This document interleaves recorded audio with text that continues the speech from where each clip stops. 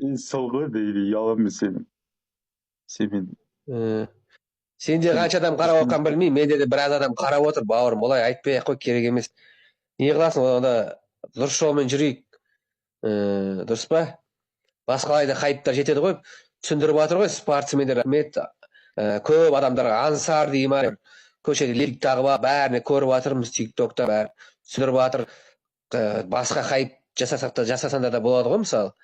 Не қылып бар деп бір осыдан басқа бір тегі бір таба алмай қалды деген сенбеймін мен, мысалы. самое главное, саған не бар ғой? Анау ставкаларды қою керек. 1xbet, анау мынау рекламалар ше. Анау оған жауап беріп кетейін. Тұра тұршы, оған жауап беріп кетейін. Оны мен ғана емес қой істеп жатқан. Оны көп адамдар істеп жатыр. Дұрыс па? Көп блогер. Оған сұрақ жауап солай. Қалауындықтар да істеп жатыр, басқалар істеп жатыр. Оны өзім білем, жұмысым болмасын сен одан қайрата. Мен өзім жауап берем оғаншы. Ал сен өзің жауап бер. Неге мына жеріне сырға тақтың, сақина тақтың? Неге сақал өсіріп алдың?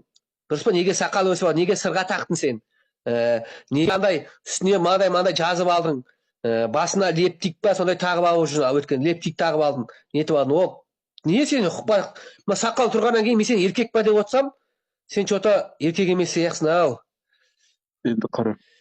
Сен көптің бірі, көттің кірісің ба? Блогерлердің бәрі ставка жасап отырса, сен де істейсің ба не бейби? Сенде намыс жоқ па, еркек? Мен солай ақша тауып отырмын. Мысалы мен ұтып отырмын. Ұтып қарай солай жасап отырмын. Телеграм канал жоқ па сенде? Менде бар.